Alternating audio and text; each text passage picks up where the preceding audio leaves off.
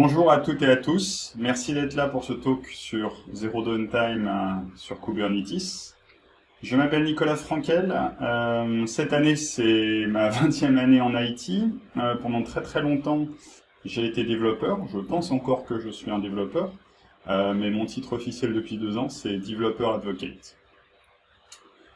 La première question qu'on peut se poser sur ce talk, c'est pourquoi est-ce qu'on doit s'intéresser au Zero Downtime ?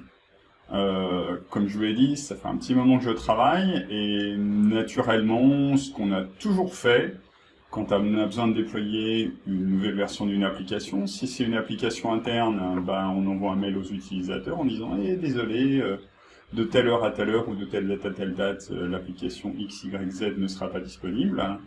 Et si c'est une application publique externe, dans ce cas-là, on bidouille un petit peu le proxy, on affiche une page statique, on dit pendant telle plage horaire ou pendant cette durée, l'application ne serait pas disponible. Pendant ce temps, on fait notre déploiement. Quand c'est fini, on redirige le proxy depuis la page statique vers site dynamique. Malheureusement, ça fonctionne. Alors déjà pas toujours très bien, parce que souvent on estime mal la durée que va prendre le déploiement, mais ça c'est un autre problème. Malheureusement, cette pratique est vraiment pas très adaptée aujourd'hui, et il y a 2 grosses raisons pour ça. La première raison, j'aime bien cet exemple un peu tarte à la crème. Vous avez un site d'e-commerce, si votre site est down, vous ne vendez pas. Et que votre site soit down de manière planifiée ou non planifiée. Du coup, le métier, lui, ça contredit un petit peu ses objectifs, qui est de vendre à tout prix tout le temps. Donc, il y a un coût direct sur votre métier. Après, il peut y avoir aussi un coût indirect, c'est le coût en réputation, ou que vos utilisateurs vont prendre l'habitude d'aller sur un autre site, si vous avez trop souvent un site qui est down. La deuxième raison, qui est beaucoup plus insidieuse, c'est quand je vous parlais juste avant de la page statique, la plupart des utilisateurs, en fait, n'ont pas cette culture informatique, et à ce titre, pour eux, une utilisation, elle est toujours up. Et pourquoi elle est toujours up ? Parce que les sites qu'ils utilisent, Amazon, Google, Facebook, n'importe quoi, sont toujours up. Ces sites ne proposent pas de downtime. Et à ce titre, pour eux, si vous leur affichez une page statique, ils vont pas comprendre ce qui se passe réellement. Du coup, ces attentes utilisateurs vont naturellement déborder sur votre métier. Donc si je vous parle de Zero Downtime, le cas classique, la solution, je dirais, initiale, c'est le Blue Green Deployment. Le Blue Green Deployment, vous avez 2 environnements, un Blue, un Green. Très important, ce sont exactement les mêmes environnements, donc les mêmes dimensionnements, tout pareil. Et à un moment T, on considère que le bleu est l'environnement de production, donc en front, vous avez un méga load balancer qui va envoyer toutes vos requêtes vers l'environnement bleu. Cet environnement bleu comprend un web server, un serveur d'application, une base de données, enfin tout ce qui est nécessaire au fonctionnement de votre application. Et puis à un moment, on va dire, on veut déployer une nouvelle version, et dans ce cas-là, on va déployer ces nouvelles versions dans l'environnement vert. Donc on peut prendre le temps qu'on veut, les utilisateurs, en fait, n'ont pas conscience de cet environnement-là. Et puis quand on considère que l'environnement vert est prêt à recevoir des requêtes, on va dire, allez, c'est parti. Et à ce moment-là, les utilisateurs vont être basculés vers l'environnement vert, qui lui est prêt à recevoir les requêtes. Et puis, si vous devez refaire un nouveau déploiement, vous utilisez l'environnement bleu, etc. Donc, il n'y a pas d'environnement prod et pré-prod dédié. Il y a un environnement vert et un environnement bleu. Et on fait passer la prod et la pré-prod de l'un à l'autre en fonction des besoins. Il y a une alternative à ce Blue Green Deployment. Ici, on peut voir que j'utilise 2 bases de données différentes. On peut utiliser une seule base de données. Je vous expliquerai juste après pourquoi. Et c'est potentiellement une bonne solution. En tout cas, je pensais que c'était avant une bonne solution. Et en fait, on se rend compte, en se creusant un petit peu la tête, que le Blue Green Deployment pose 2 problèmes. Et ces 2 problèmes sont tous les 2 liés à l'état. Donc la première chose, c'est on aimerait bien, et d'ailleurs tout est fait pour que nos workloads soient sans état. Malheureusement, la plupart le sont. Par exemple, dans des web applications, on va devoir garder l'état en session. Alors, on a la base de données, on a la session, on a les cookies. Généralement, on va essayer de faire dans la base de données ou mettre des choses dans des cookies. Mais il peut y avoir des cas d'utilisation. Je reviens à mon site e-commerce. Par exemple, le carte, on va pas le stocker en base de données parce que potentiellement, ça peut créer des temps de latence trop importants. On va plutôt le stocker en session. Donc, la session utilisateur est utilisée. Et puis, l'autre état qui est énorme, c'est la base de données. Et donc sur Kubernetes, vous avez plein de tutoriels sur le net qui vous disent « Eh, mais regardez, Kubernetes gère le zero downtime, donc on a 3 pods en version 1.0, on a la notion de deployment et de rolling updates, et puis donc on va dire « Eh, maintenant on veut déployer la version 2.0, et en fonction des configurations de notre YAML, Kubernetes va naturellement changer la version du premier pod, ou plutôt il va tuer un pod et puis en monter un autre, ou en fonction de la configuration que vous avez faite, d'abord monter un autre pod et puis après tuer l'autre. Mais en gros, au bout d'un certain temps, tous nos pods vont être des pods 2.0, et regardez, Kubernetes a résolu le problème. En fait, Kubernetes ne résout aucun problème. Lui, ce qu'il gère, c'est toujours la même chose, il gère les pods sans état. Et effectivement, c'est pas vraiment compliqué. Tout ce que fait Kubernetes, en fait, vous pourriez le faire à la main. Je recommence. Notre problème, il est lié à l'état. Donc, au niveau de la session, en fait, c'est une problématique qui a déjà, à mon avis, été résolue depuis très très longtemps. Et pour la simple et bonne raison que quand vous stockez des choses en session et que votre nœud tombe, si vous repartez sur un autre nœud, vraisemblablement, vous repartez de zéro. Et je parlais du cart d'e-commerce juste avant. Si votre utilisateur, il revient avec une nouvelle requête et il s'aperçoit que son panier est vide, vraisemblablement, vous avez au moins perdu une vente, la vente actuelle, et sinon votre utilisateur. Moi, personnellement, j'ai envie de remettre tout mon panier, tout ce que j'avais dans mon panier de nouveau. Donc depuis longtemps, ce qu'on fait, on fait de la réplication de session entre les nœuds des serveurs applicatifs. Du coup, quand vous mettez quelque chose dans votre panier sur un nœud A, la session du nœud B, elle a la même chose. Ça coûte un petit peu plus, forcément, il y a de la réplication de session, peut-être que le nœud B ne sera jamais utilisé, mais ça permet d'éviter ce genre de problème. Et puis, il y a la base de données. Alors ça, la base de données, c'est un problème qui n'a pas vraiment été résolu, et c'est celui que je voudrais aborder dans cette session.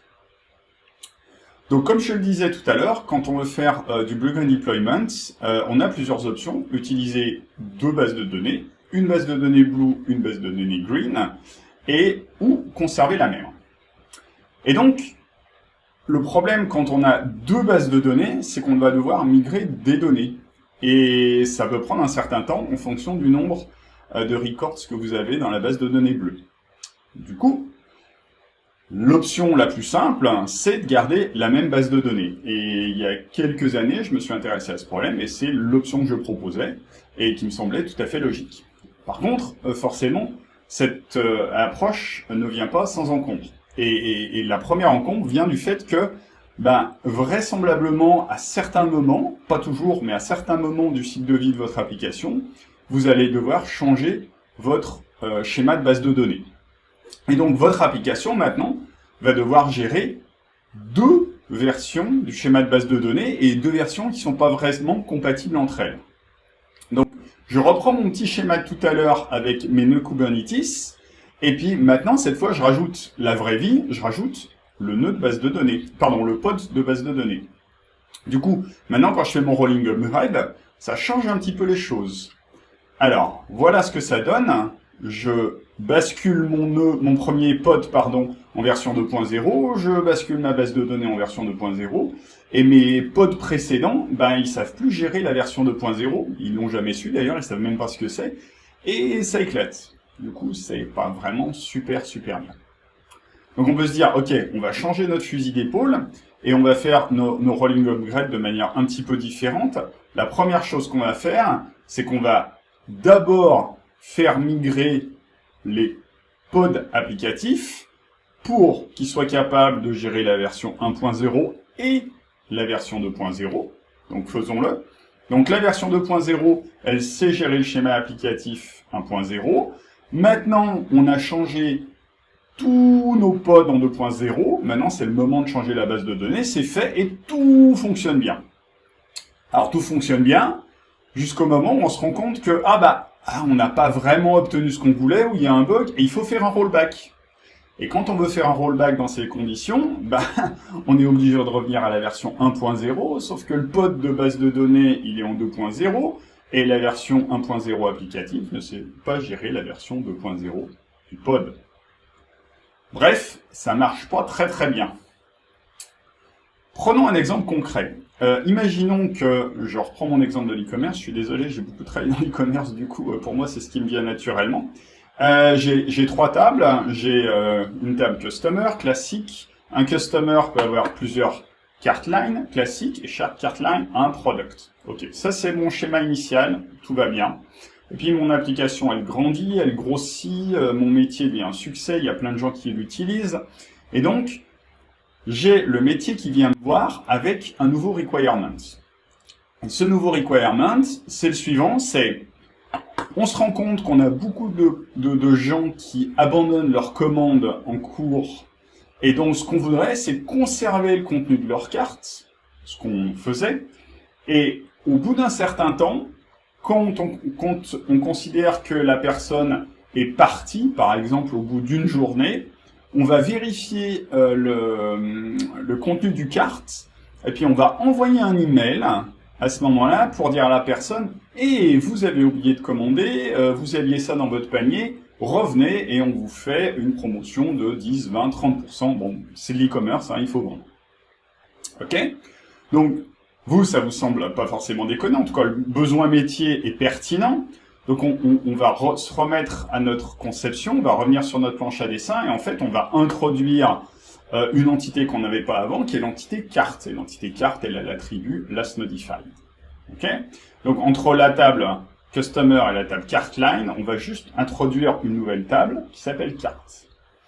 Donc, au niveau métier, ça fait du sens, mais maintenant, il va falloir faire évoluer notre schéma depuis le schéma où on avait juste customer et cart line pour introduire cette table carte en plein milieu.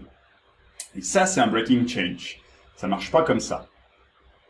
Du coup, comment est-ce qu'on peut gérer ça quand on veut faire un zero downtime deployment? En fait, ce qu'on va faire, c'est qu'on va splitter ce changement qui est breaking en une série de petites étapes qui sont compatibles entre elles 2 à 2. Et ça va vous permettre de faire du rollback si nécessaire. Donc, comment est-ce qu'on peut décomposer? Donc dans l'exemple que j'ai pris, dans ma première grande étape, on va créer la table carte. L'application va continuer d'utiliser la table customer et la table cart line et faire comme si la table carte n'existait pas. Et à chaque fois qu'on va faire des modifications sur les cart lines, on va modifier la table carte. Donc par exemple, à chaque fois qu'on va insérer ou supprimer des cart lines, on va modifier le lastModified timestamp du carte. Donc il y a un trigger qui soit au milieu de la base de données, qui soit dans le code applicatif, c'est pas le plus important. L'important, c'est que quand il y a des modifications qui se font sur l'ancien schéma, elles sont répliquées, ou en tout cas, elles sont répliquées et transformées dans le nouveau schéma. Si à ce moment-là, on doit faire un rollback, on a conservé notre ancien schéma, on a conservé notre source de vérité dans l'ancien schéma, l'application n'a jamais eu connaissance de la table carte, du coup, tout va bien. Maintenant, ça marche bien, on a stabilisé la situation, donc on va déployer la deuxième étape. La deuxième étape, c'est maintenant la table carte devient la source de vérité.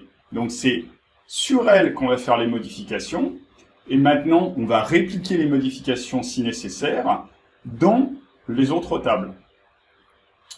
Si on doit faire un rollback à ce moment-là, bah, comme les modifications ont été répliquées dans les autres tables, l'application va utiliser les autres tables comme dans la version précédente, tout va bien.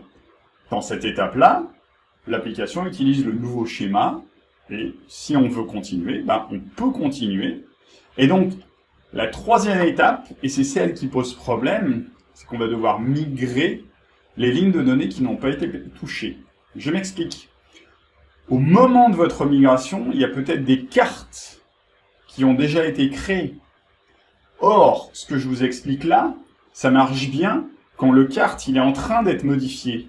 Si le carte il est at rest, s'il n'y a aucune interaction avec lui, en fait, bah, il va falloir le migrer à un moment.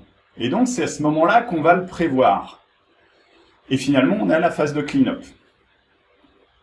Donc, cette approche que je préconisais il y a quelques années, et dont ma conclusion c'était « c'est compliqué », elle a plusieurs problèmes. Alors déjà, à chaque fois que vous allez devoir faire un changement, vous allez devoir déterminer si le changement il est breaking ou non-breaking, et s'il est breaking, il y a beaucoup de chances qu'il le soit, on ne va pas se le cacher. On va devoir à chaque fois faire cette décomposition d'étapes. Deuxième problème, et à mon avis c'est un gros problème, une fois que vous avez engagé une telle migration, vous êtes obligé de la finir. C'est-à-dire que vous pouvez faire un rollback d'un step, mais vous ne pouvez pas faire un rollback de 2 steps. Vous ne pouvez pas dire « Ah, j'arrête la migration, je reviens à tout mon état initial ». Non, vous avez commencé la migration, donc à part si vous êtes dans l'étape 1, forcément. Une fois que vous avez commencé la migration, c'est fini, vous êtes obligé de la finir. Ou alors de vous prendre vraiment beaucoup la tête pour savoir comment revenir à l'état initial. Troisième problème, gros problème encore, tous les métiers, au sens IT du terme, sont impliqués. C'est-à-dire que vos devs, ils vont devoir faire ces steps dans le code. Vos DBA, ils vont devoir faire ces steps dans leurs exécutions de modification de schéma de base de données. Les ops vont devoir coordonner tout ça et vérifier qu'il n'y a pas de régression. Enfin, ça nécessite beaucoup d'organisation. Et on parle de une seule modification. Si en plus, vous devez faire ce type de démarche sur 2, 3, 5 modifications en parallèle, ça devient vite impossible. Et, à mon avis, le clou dans le cercueil final, c'est, de toute manière, comme je l'ai dit, à un moment, vous allez devoir migrer les données qui n'ont pas été touchées. Dans le cas de mes cartes, c'est pas forcément un problème. Dans certains autres cas, vous allez devoir migrer des millions de lignes de données qui n'ont pas été touchées pendant votre migration. Et ça peut prendre du temps. Et qu'est-ce qui se passe si à ce moment-là, un utilisateur décide d'utiliser une des lignes de données? Bref, c'est... À cette époque-là, quand j'avais cette approche, je disais vraisemblablement, c'est pas vraiment une bonne idée, évaluer vraiment l'intérêt d'avoir ce type d'approche. Depuis, j'ai de nouveaux outils à disposition et j'ai une autre proposition. Vu qu'on est obligé de faire de la migration de données de toute manière, eh ben, le but c'est, ok, alors, vu qu'on va faire oublier la migration de données, alors avoir 2 bases de données, c'est pas déconnant, et acceptons-la. Ce qu'on va faire, c'est qu'on va implémenter la migration de données, non pas via un batch, via un schedule ou etc. Ce qu'on va faire, c'est qu'on va faire du change data capture. Je reviendrai c'est juste après, et via un stream, un flux continu de je lis depuis la base de données source et j'écris dans la base de données cible. De cette manière-là, tous les désavantages que j'ai mentionnés avant, ben, ils disparaissent immédiatement. C'est-à-dire que les devs, eux, ils peuvent faire leur changement de schéma. Ils n'ont pas de problème opérationnel, ils ne sont pas contraints par la manière dont ça va être déployé. Et puis, cerise sur le gâteau, je parle du Blue Green Deployment parce que c'est le plus simple à appréhender, mais de cette manière-là, vous pouvez faire des canary release, vous pouvez faire plusieurs choses. Donc, j'ai parlé du Change Data Capture juste avant. En fait, peut-être que vous connaissez le concept de Event Sourcing. Donc, pour définir ce que c'est Change Data Capture, je vais définir Event Sourcing. Event Sourcing, c'est l'approche qui consiste à modéliser dans votre base de données non pas l'état, mais les changements qui ont conduit à un état. De fait, vous n'avez pas l'état de votre compte en banque, vous avez toutes les opérations qui ont mené à l'état actuel de votre compte en banque. L'event sourcing a été à la mode il y a quelques années, peut-être que dans certaines organisations très utilisées.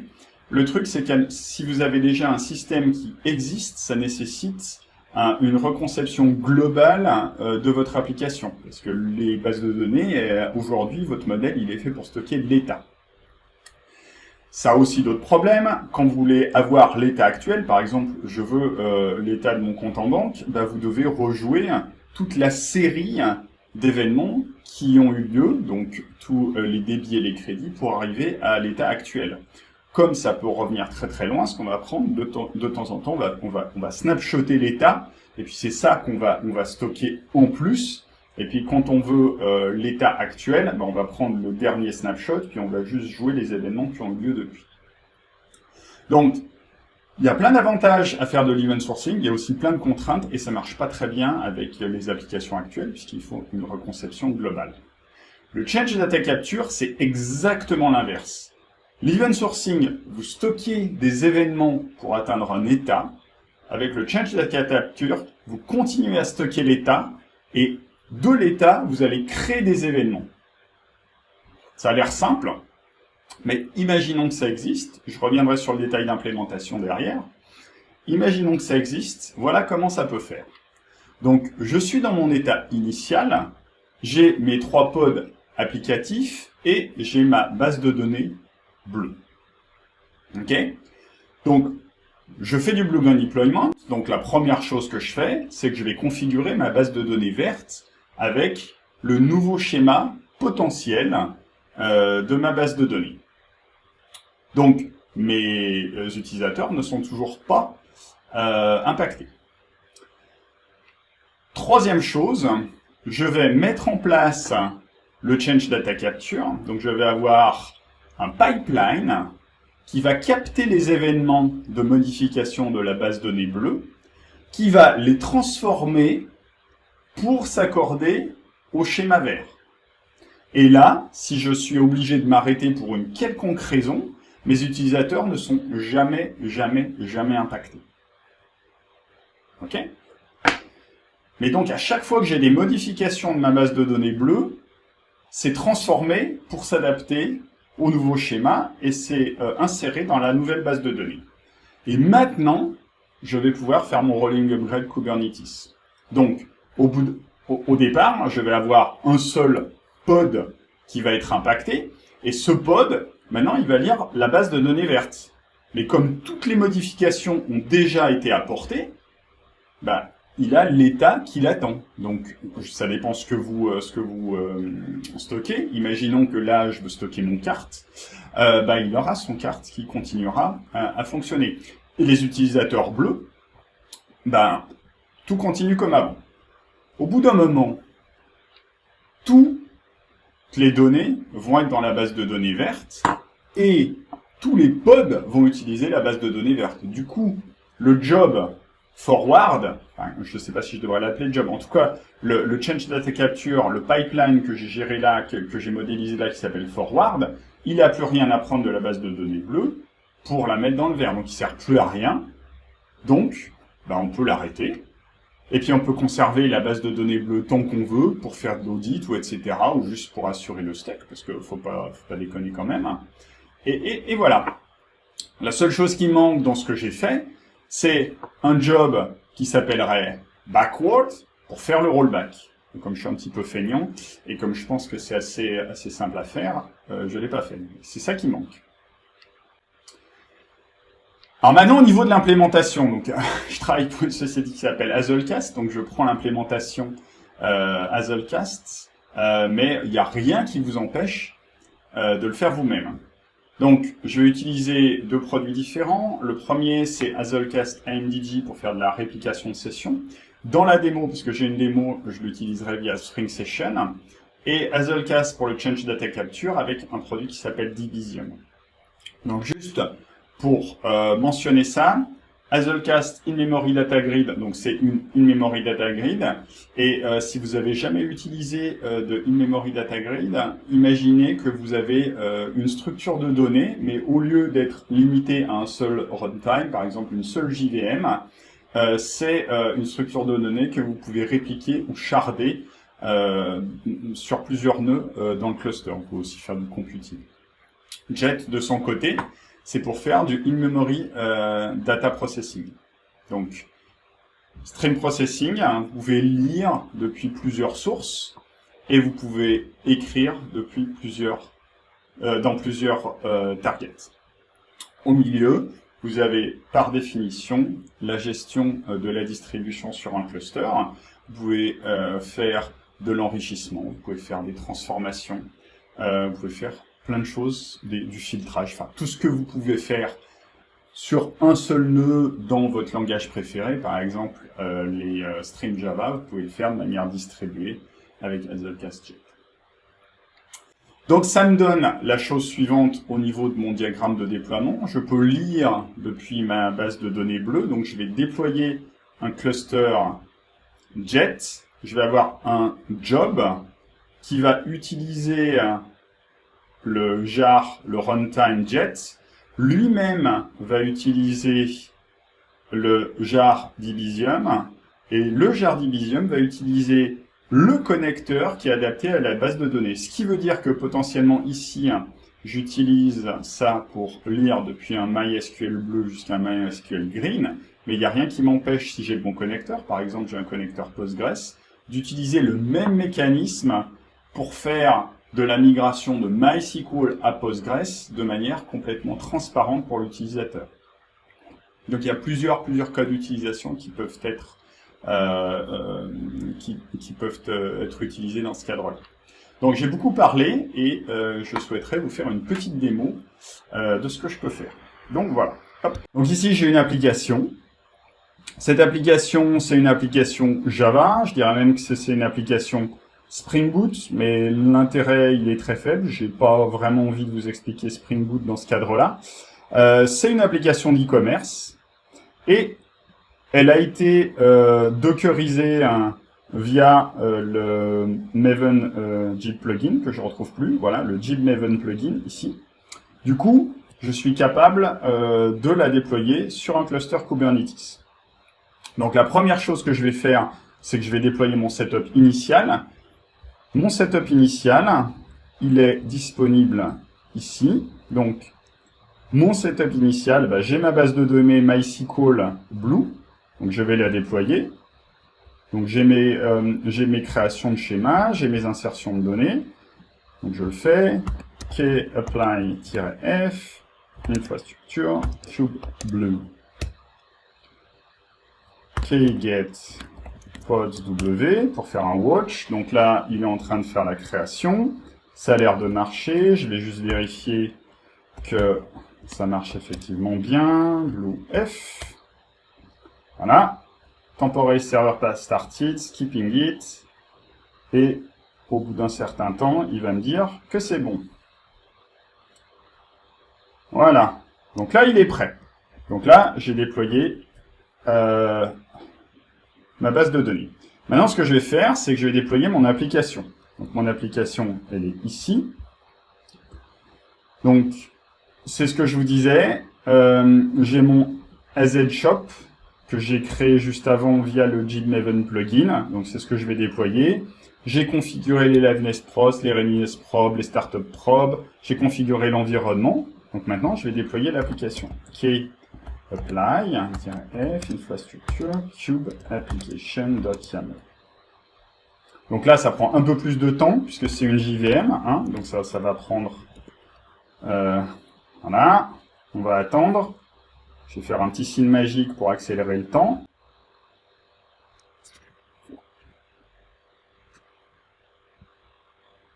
L'application a démarré. Donc je peux aller vérifier ce que ça donne. Alors, localhost, je crois que le port, c'est 30002. Ça a l'air bien. Voilà. Et ça, c'est l'application qui est déployée. Donc, je vais faire semblant d'utiliser une session. Donc, pour créer une session utilisateur, je peux choisir un utilisateur. Je n'ai pas de login dédié parce que c'est juste une démo. Donc, pour me loguer, j'ai juste un choix dans cette sélection. J'ai mon carte qui est disponible ici. Ici, j'ai le dernier pod qui a été sélectionné et j'ai sa version. Donc, imaginons que je me log en utilisateur Joe.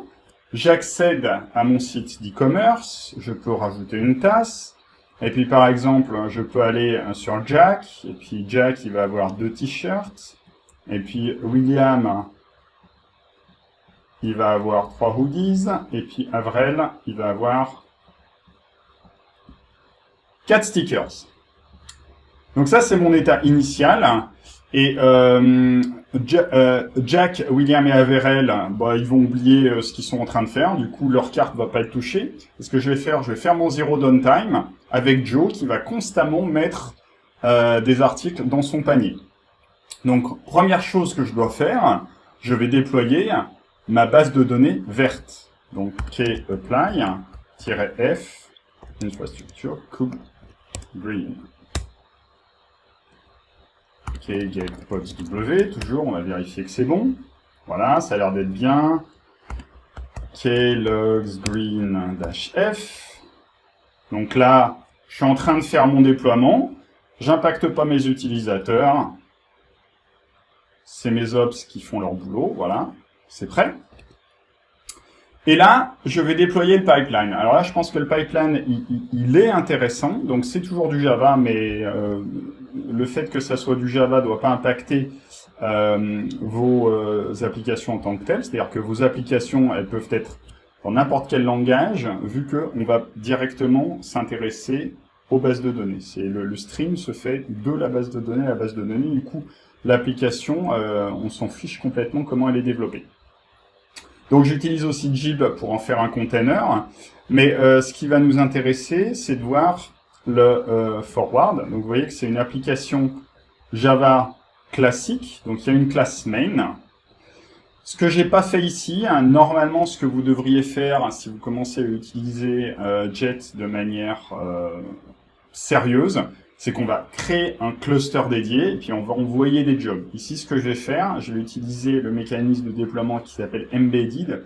Du coup, le job encapsule lui-même le moteur Jet, ce qui est, dans le cadre d'une démo, largement suffisant. Dans le cadre d'un déploiement réel, pas forcément une bonne idée. Et puis, donc, je vais créer un nouveau job avec le pipeline. Et le pipeline, vous pouvez lire, c'est assez, à mon avis, lisible. Je vais lire depuis l'environnement bleu, je vais écrire dans l'environnement vert, je vais utiliser les timestamps qui sont les timestamps que j'ai créés au moment de l'ingestion du traitement des données. Et puis, ce que j'ai, donc là, je suis content d'avoir un IDE parce que je vous l'ai dit, je pense que je suis encore un développeur, c'est qu'en fait, ce qui va arriver dans le pipeline, c'est les change records. Je vais changer le change record en record part en utilisant value. Puis, à partir du record part, je vais créer une map en utilisant un truc qui m'est fourni qui s'appelle map. Donc, tout ça, c'est fourni par l'API Jet. Et puis, je vais transformer ça en un truc qui s'appelle toCallParameters. Alors, ça, c'est moi qui l'ai créé. Et qu'est-ce que ça fait? Bah, vous voyez, vous allez voir, c'est assez compliqué. Depuis une map qui m'est donnée, en fait, je vais récupérer 3 informations de la map et je vais créer un objet qui a le Customer ID, le Product ID et la Quantity. D'accord? C'est juste, je vais extraire des paramètres de la map pour créer un objet typé. Parce que, voilà, moi j'aime bien les trucs typés, je fais du Java.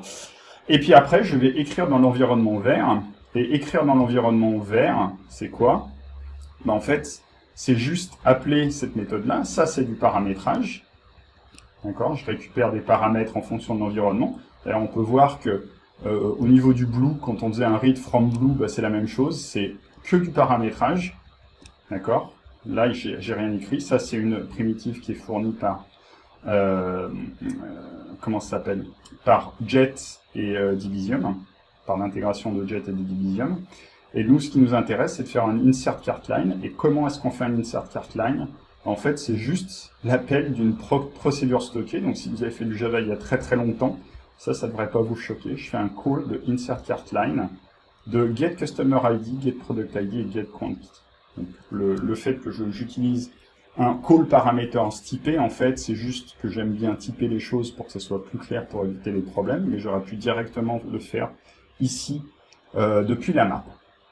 Donc ça, c'est fait. Donc, j'ai là actuellement kgetPods, j'ai ma blue database, j'ai ma green database, et donc ce que je vais faire maintenant, je vais déployer mon job pour faire forward, apply F, infrastructure, cube, forward. kgetPods W, donc c'est aussi une JVM, donc ça prend toujours un petit peu de temps, mais c'est assez rapide là. Et donc là, klogs forward-f.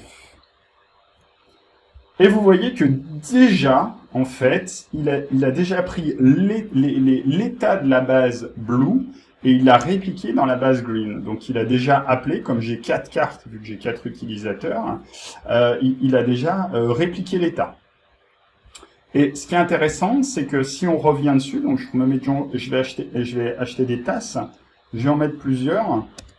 Alors, on peut voir que à chaque fois que je fais une action, il va répliquer aussi. Donc il est capable de prendre de l'état des événements qui se sont passés avant son démarrage, et maintenant que c'est démarré, à chaque fois que je fais une interaction avec le shop, ben, il est capable de les répliquer en tant que quasi réel. Du coup, maintenant je suis prêt. Ce que j'ai juste à faire, c'est à changer mon schéma de base de données, donc à déployer l'application en version 2.0, donc je l'ai déjà préparé, qui est apply-f, infrastructure cube, application 2.0.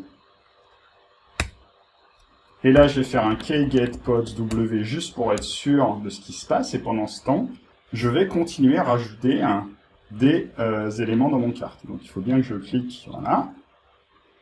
Donc mes skills front-end ne sont pas très évolués, du coup parfois je gère mal les exceptions, mais voilà, là ça continue à marcher. J'ai juste vérifié maintenant où on en est. Donc il est en train d'en créer un. Alors ça, c'est le moment le plus pénible du talk, c'est qu'il faut qu'il soit sur le bon pod, et malheureusement, ça, je sais pas le gérer. Du coup, je suis obligé de vérifier de temps en temps que il a tué le pod ou pas. Et à un moment, magiquement, je vais pas voir apparaître ici 2.0, parce qu'en fait, ça, c'est un appel REST asynchrone. Du coup, c'est pas rechargé au moment du chargement de la page, mais à un moment, je vais faire un refresh de la page, puis je vais me rendre compte que finalement, j'ai rien vu, mais je suis sur un pod de nouvelle génération.